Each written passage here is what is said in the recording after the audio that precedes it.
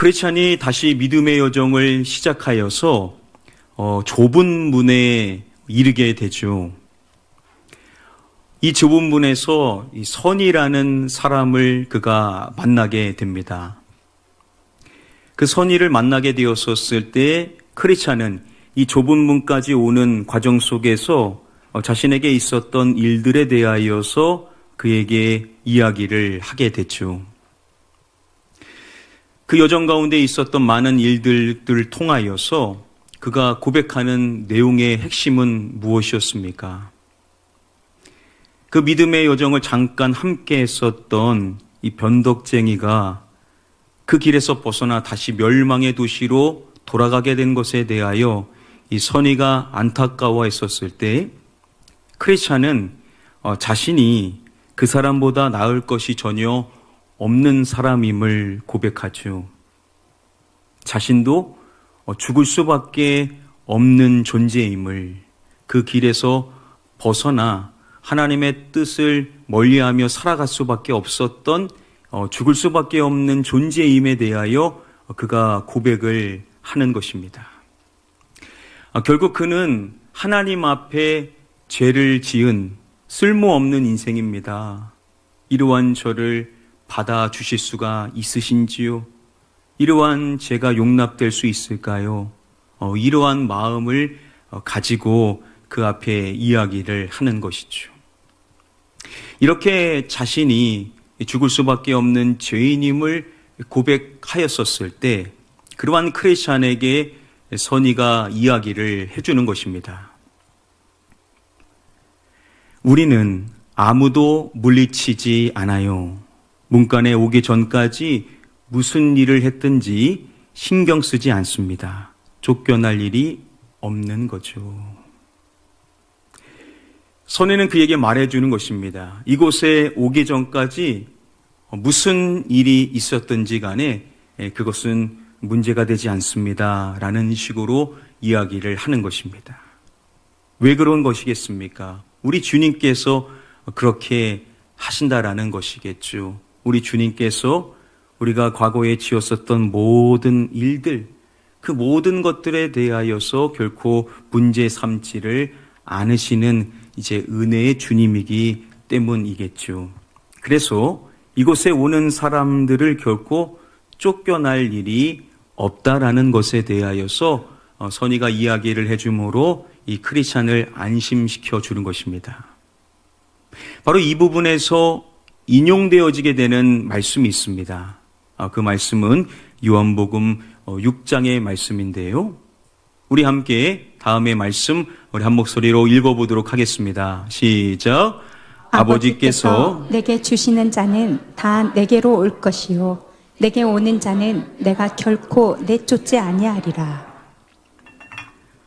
바로 예수님께서 말씀해 주시는 6장의 내용 가운데 이 내용이 나오는 것입니다. 예수님께서 하시는 말씀이 아버지께서 내게 주시는 자는 다 내게로 올 것이요 라고 말씀을 해 주십니다. 예수님께로 나아오는 자는 누가 그렇게 하게 해 주신 것이냐? 바로 아버지 하나님께서 그렇게 해 주신 것이라는 것이죠. 여러분, 우리가 주님께로 나오게 된 것은 우리 하나님께서 우리를 그렇게 인도해 주셨기 때문인 줄 믿습니다. 그렇게 하나님께서 보내주시는 자, 나에게 보내주는 자는 다 나에게 오게 될 것이다 라고 예수님께서 말씀을 해주시고, 또 이어서 해주시는 말씀이 내게 오는 자는 내가 결코 무엇하지 아니하리라 라고 말씀을 해주십니다. 내가 결코 내쫓지 아니하리라. 내게 오는 자, 그 사람이 어떠한 자인지 주님께서는 결코 그러한 사람들 누구도 내쫓지를 않을 것이다 라고 우리 주님이 말씀을 해주시는 것입니다. 참 귀한 말씀이죠. 아버지께서 주님께로 보내주는 자 다 주님께로 오게 되고, 주님께 오는 모든 사람들 누구도 외면하지 아니하시고 누구도 돌려보내지 아니하시고 우리 주님은 그들 모두를 다 영접해 주시는 분이심을 우리 주님께서 말씀을 해주신 것입니다. 크리스찬은 자신이 지은 것은 죄밖에 없는, 하나님 앞에 결코 설 수 없는, 죽을 수밖에 없는 존재임을 고백할 때, 그때 그에게 적용되어지는 말씀이 뭐냐면, 아버지께서 내게 주시는 자는 다 내게로 올 것이요. 그가 자신의 힘과 의지로 나온 것이 아님을 그는 고백하게 되겠죠. 아버지의 은혜로 말미암아 그가 그 자리에 서게 된 것, 아버지께서 그렇게 인도해 주셨기 때문이다라는 것을 그가 다시금 말씀을 통해서 듣게 되는 것이고, 그렇게 주님께 나아오는 자, 주님께서는 결코 내쫓지 아니하시고 우리를 용납해 주시는 우리 사랑의 주님께서 우리를 다 받아주시는 줄 믿습니다.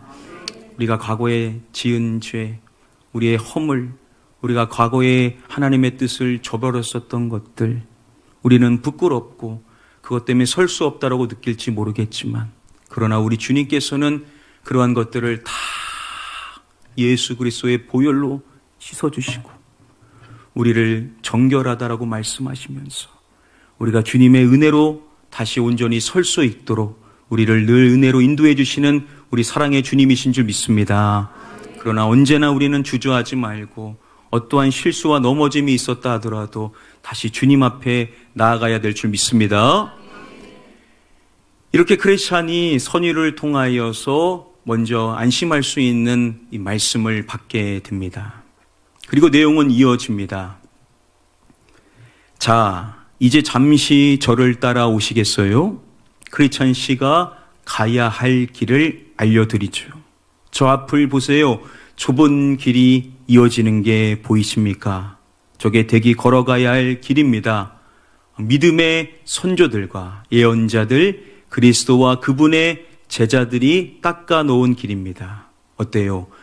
마치 자를 대고 지은 것처럼 반듯하죠. 반드시 저 길로 가야 합니다. 말씀을 해준 선의가 이제 크리스찬으로부터 이제 따라오도록 하게 되는 것입니다. 그리고 이제 그 크리스찬이 가야 할 길에 대하여서 알려주고자 하는 것이죠. 선의는 크리스찬으로 하여금 저 앞을 보도록 하게 됩니다. 바로 이제 그가 가야 할 이 좁은 길을 그가 다시금 주목해 하는 것이지요. 바로 그 길이 이제 크리스찬이 다시 가야 할 길이다라는 사실을 그에게 알려주는 것입니다. 자, 여기서 아주 중요한 내용을 그에게 일러주는데요. 바로 그 길은 믿음의 선조들, 또 예언자들, 선지자들, 또 예수 그리스도, 또 그분의 사도들, 제자들이 닦아놓은 길이다라는 점을 이야기를 하고 있습니다. 구약의 믿음의 선진들, 그리고 하나님의 말씀을 대언했었던 모든 선지자들, 그리고 그 길 자체가 되시는 예수 그리스도께서 이 땅에 오시고 그 길을 닦은 또한 그의 사람들, 제자들, 사도들, 그들 모두가 바로 이 길을 함께 준비해 놓았었던 사람들이다라는 것을 이야기를 하는 것입니다. 그러니까 우리가 지금 이 신약 시대에 그 구원의 길, 그 좁은 길이 예비되어져 있는 그 완벽한 길에 서 있다라는 것은 참 귀한 축복이 아닐 수가 없겠죠. 구약 시대 어떠한 사람들과 같지 않고 또 신약에 완전치 않았었던 그 중간의 시기가 아니라 모든 길이 이제 준비되어진, 모든 길이 닦여져 있는 그 길에 들어설 수 있는 우리야말로 참 복되다라는 사실을 또한 알 수가 있는데요. 그 길에 대해서 말할 때 이 길이 아주 자를 대고 그은 것처럼 반듯하다라는 점에 대하여서 이야기를 하고 있습니다. 모든 크리스찬들이 가야 할 그 길, 그 길을 다시금 그로 하여금 주목시키는 것입니다. 이렇게 선의는 크리스찬으로 하여금 그 좁은 문을 들어온 그가 이제 그 좁은 길을 향하여 전진해 나가야 된다라는 점에 대하여서 이야기를 하는 것이죠. 그때 그 길은 그냥 이루어진 길이 아니다라는 점을 그로 깨닫게 하는 것입니다. 구약의 많은 사람들, 믿음의 사람들, 하나님의 말씀을 대언했던 자들, 또한 예수 그리스도와 그분의 사람들, 제자들이 닦아놓은 그 길, 그 길의 은혜를 입어서 우리가 가게 되는 것이다 라는 점에 대하여서 그에게 일러주는 것입니다. 그 길은 특징이 무엇이냐? 곱게 뻗어 있는 길, 그 유일한 길, 그 구원의 길, 예수 그리스도께서 우리를 통하여서 주신 유일한 하나님의 나라에 이르는 길, 그 길은 곱고 뻗은 좁은 길이다라는 점에 대하여서 크리스찬에게 이야기를 해주는 것입니다. 자, 그런데 여러분, 크리스찬에게는요, 경험이 있기 때문에 염려하는 바가 있습니다. 그래서 이러한 이야기를 들었었을 때 크리스찬이 반응하는 내용이 이렇습니다. 하지만 크리스찬이 머뭇거리며 말했다. 갈림길이나 굽은 길이 나타나면 처음 지나는 이 길을 잃기 십상이지 않을까요? 맞습니다. 샛길이 헤아릴 수 없을 만큼 많은데 하나같이 굽고 널찍합니다. 그게 바로 바른 길과 그릇된 길을 구별하는 방법입니다. 바른 길은 늘 곱고 좁습니다. 크리스찬이 염려하는 것은 무엇입니까? 이 갈림길, 그 굽은 길이 나타나게 된다라고 한다면 그 유일하게 가야 될 그 길을 잃어버릴 수 있지 않은가에 대하여서 염려하는 것이죠. 바로 그가 한번 세상 현자의 말에 속아서 잘못된 길에 들었었던 경험이 있었기 때문이죠. 그리고 많은 사람들이 그렇게 잘못된 길로 빠지게 된다라는 것을 이미 전도자를 통하여 들었었던 것입니다. 그래서 선지도 말하는 것입니다. 맞다라고 말합니다. 샛길이 헤아릴 수 없을 만큼 많은데 그 모든 길들은 하나같이 굽고 널찍하다라고 이야기를 하는 것입니다. 자, 그래서 바른 길과 그릇된 길을 구별할 수 있는 방법은 뭐냐? 이 바른 길은 늘 곱고 또한 좁다라는 점에 대하여서 이 크리스찬에게 다시금 일러주게 되는 것이죠. 우리는 다시금 중요한 사실을 알 수가 있게 됩니다. 믿음이 연약해지게 되었었을 때, 또 처음 그 길을 가게 되는 사람들, 그 믿음의 길에서 벗어날 수 있게 되는 염려를 갖게 되는데, 중요한 것은 무엇이냐? 그 많은 그릇된 길들이 있다라고 우리가 그 유혹에 다 빠지는 것은 아니다라는 것이죠.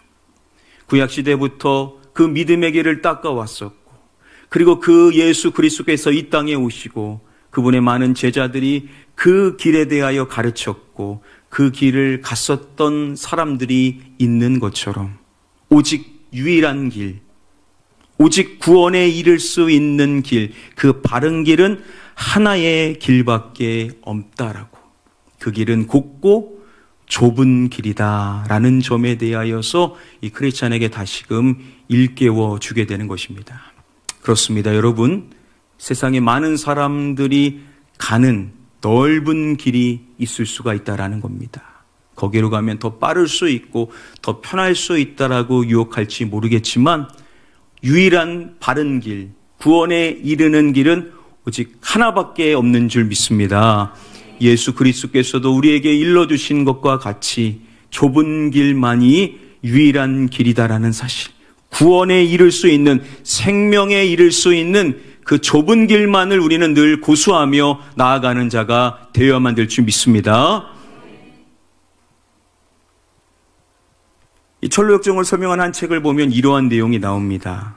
서울에서 부산으로 가는 비행기에 탄 할머니 한 분이 좌석에 앉게 됩니다. 자, 그런데 그 할머니가 보니까 앞에 넓은 자리가 있는 겁니다. 그래서 할머니가 얼른 그 자리로 옮겨서 앉아버리게 됩니다. 무슨 석이겠습니까? 비즈니스석이 좋아 보이니까 넓은 자리에 냉큼 앉아 버리겠던 것입니다. 승무원이 할머니 자리는 뒤에 있으니 뒤로 가십시오 라고 했지만 할머니는요, 들은 척도 하지를 않으셨습니다. 몇 번이고 이야기를 하는데 할머니는 요지부동입니다. 나는 절대 일어나지 않는다 라는 표정만 보이시는 것입니다. 시간이 좀 흘러서 고참 승무원께서 할머니한테 속삭이면서 이야기를 해 주었습니다. 그러자 언제 그랬냐는 듯이 할머니가 얼른 이 제자리로 돌아가시는 것입니다. 과연 그분이 뭐라고 이야기를 했을까 궁금해서 다른 승무원분이 뭐라고 말했냐고 물어봤더니 이렇게 이야기를 했다라는 겁니다. 할머니, 이 자리는 광주에 가는 자리고요. 뒤에 있는 자리가 부산에 가는 자리예요. 이렇게 했더니 냉큼 그 자리로 가시더라는 것입니다. 여러분, 아무리 많은 사람들이 가는 길이라고 해도 넓고 편하고 용이하고 기왕이면 이 길이 맞다라고 많은 사람들이 그렇게 이야기한다 하더라도 여러분, 결국 그 길이 멸망에 이르는 심판에 이르는 길이라면 어떻게 했습니까? 아무리 그게 편하고 좋고 사람들이 많이 선택한다 하더라도 결국은 방향이 중요한 것이 아니겠습니까? 중요한 것은 좁은 길, 구원에 이르는 길은 오직 한 길밖에 없다라는 사실을 우리는 기억하고 좁은 길을 따라 그 좁은 길을 고수하며 견눌지하지 않고 생명의 길을 우리는 계속해서 끝까지 걸어가는 자가 되어야만 될 줄 믿습니다. 그리고 전로역정의 이야기는 이렇게 이어지게 됩니다. 꿈속에서 크리스찬이 선희에게 등에 달라붙은 짐을 떨쳐내게 도와달라고 간청하는 게 보였다. 여전히 무거운 보따리를 짊어지고 있는 데다가 누군가의 손을 빌지 않고는 벗어날 길이 전혀 없었기 때문이다. 선희는 말했다. 짐이 버겁겠지만 구원받는 자리에 도착할 때까지만 참으세요. 일단 거기에 들어가면 등짐 따위는 저절로 떨어져 나갈 테니까요. 크리스찬이 선우에게 간청했었던 내용이 뭐냐면 자신의 이 등에 있는 이 등의 짐을 좀 떼어달라라고 부탁을 했었던 것이죠. 자, 그랬었을 때 선의가 했었던 말은 뭐냐면 그 등의 짐이 무겁겠지만 그것이 힘들겠지만 구원받는 자리에 도착할 때까지는 참아야 된다라고 이야기를 하는 것입니다. 만일 그 구원의 자리에 이르게 된다라고 한다면 그 등의 짐이 이제 저절로 떨어져 나가게 될 것이다 라는 점을 그에게 이야기를 해주는 것입니다. 이렇게 선의의 이야기를 듣고 이제 크리스찬에 보이는 모습이 이렇습니다. 크리스찬은 다시 여행 채비를 갖추기 시작했다. 준비가 거의 끝나갈 때쯤 선의는 크리스찬에게 길을 따라 한참 걸어가면 해석자의 집이 나오는데 대문을 두드리면 주인이 나와서 놀라운 사실을 알려줄 거라고 했다. 그러곤 크리스찬을 껴안고 작별 인사를 나누었다. 이제 다시 좁은 길을 향하여 갈 준비를 다 갖추게 되었었을 때 선의가 크리스찬에게 말해주는 것입니다. 이 좁은 길을 계속 가다 보면 해석자의 집에 나오게 될 것이라는 겁니다. 그 해석자의 집에 가서 문을 두드리게 되면 그분이 나와서 이제 놀라운 점들에 대하여서 당신에게 일러줄 것이다 라고 이야기를 해줍니다. 자, 그리고 이제 크리스찬과 선의는 서로 작별의 인사를 나누고 그가 출발을 하게 되는 것입니다. 이렇게 크리스찬은요, 자신의 이 등의 짐을 좀 떼어낼 수 없는지 이 선의에게 부탁을 하는 것이죠. 이 말인즉 크리스찬은 그 좁은 문에 도착을 하게 된다면 이 등의 짐의 문제를 좀 해결받을 수 있지 않을까라는 내심 기대감을 갖고 있었던 것이겠죠. 자, 그런데 선의는 그에게 일러주는 사실이 뭐냐면 그 구원의 자리, 그 구속의 장소에 이를 때까지는 그 등의 짐을 계속 질고 견뎌나가야 된다라고 이야기를 해 주더라는 것입니다. 그러니까 얼마든지 질문해 볼 수 있는 것이 그 좁은 문에 이르게 되면 그 등의 짐으로부터 자유해질 수 있다라는 그러한 생각들을 독자들도 얼마든지 할 수가 있었을 것인데 존 버녀는 그런 식으로 그리지를 않더라는 것입니다. 자, 여기서 우리가 다시 기억해야 될 사실이 있습니다. 이 철로 역정을 집필한 이 존 버년이 어떠한 사람이냐라는 것이죠. 존 버년은 청교도 신학을 갖고 있는 사람이었다라는 점에 대하여서 우리가 다시 기억을 해야만 할 것입니다. 여러분, 이 청교도 신학에서 말하고 있는 내용들은 오늘날에 우리가 가지고 있는 내용과고는 사실 수준 차이가 많이 납니다. 우리는 좀 너무 축소된 내용들을 알고 단편적으로 알고 평이하게 알고 쉬운 방법으로만 알게 되는데 이 청교도 신학은 엄격하게 성경에 입각한 교리에 맞춰서 가르치는 말씀의 그 순서를 분명하게 강조한다라는 특징이 있습니다. 그래서 지금 이 장면, 이 좁은 문에 이르게 되었었을 때 크리스천과 관련하여서 철로 역정을 해설해 줄 때 이러한 이야기를 해줍니다. 이 부분에서 독자들은 다음과 같이 질문할 수 있다. 왜 좁은 문에서 크리스찬의 죄짐이 벗어지지 않는가? 선인은 구원의 장소에 이르기까지 죄짐을 지고 있으라고 말하였고 먼저 크리스찬에게 해석자의 집으로 가라고 지시하였다. 크리스찬은 해석자의 집에서 중요한 가르침을 받게 된다. 그리고 다음으로 크리스찬은 십자가에서 죄짐을 벗게 되는데 좁은 문에서 죄짐이 벗겨지지 않는 이유를 발견할 수 있다. 아직 크리스찬에게는 구원에 이르는 지식이 부족한 것이다. 크리스찬은 구원을 위해 찾아가는 자로서 구원에 이르는 지식이 필요한 상태이다. 복음의 영광과 십자가의 비밀에 대한 분명한 이해가 절대적으로 필요하다. 이 부분을 읽게 되었었을 때 사람들이 가질 수 있는 질문, 왜 이 좁은 문에서 이 크리스찬의 그 죄의 짐이 벗어지지 않는가 하는 부분을 물을 수가 있다라는 것이죠. 선인은 크리스찬에게 그 구원의 장소에 이르기까지 그 죄의 짐을 지고 있어야 된다라고 이야기를 하더라는 겁니다.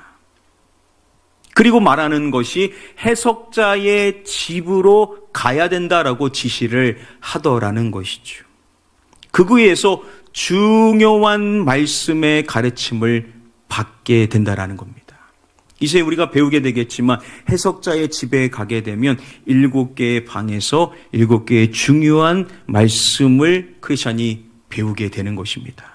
자, 거기서 그렇게 말씀을 받게 되고 그런 다음에 십자가에서 죄의 짐이 이제 벗겨지게 되더라는 것이죠.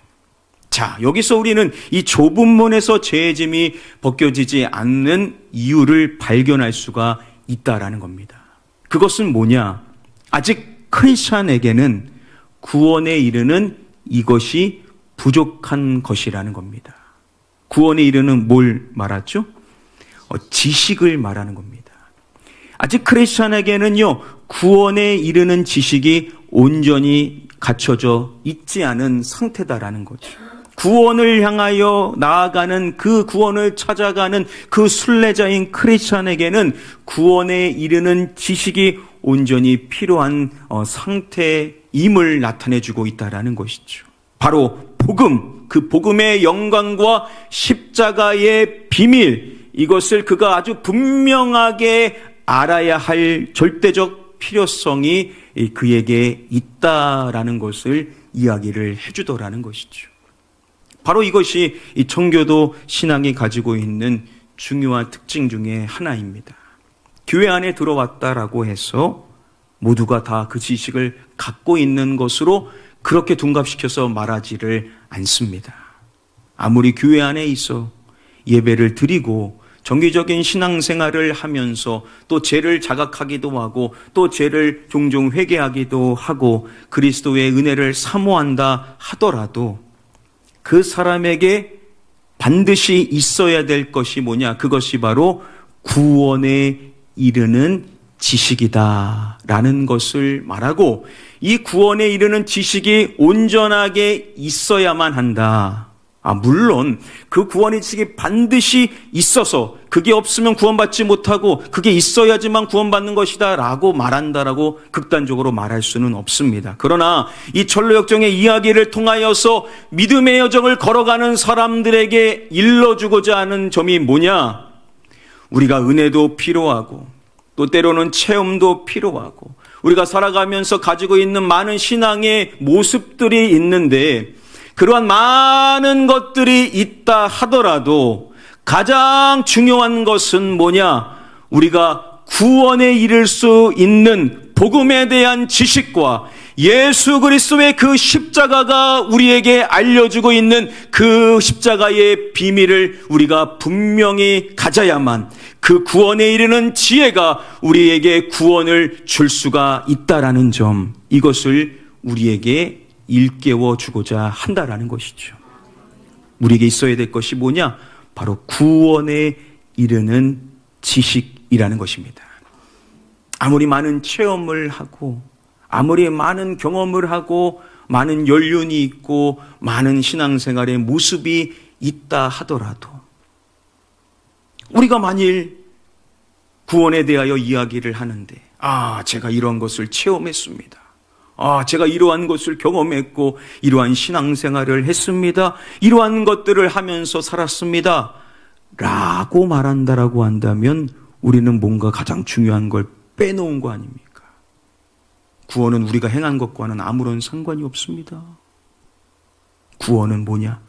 예수 그리스도의 복음, 그 십자가와 부활에 있다라는 사실을 우리는 분명히 해야만 될 줄 믿습니다.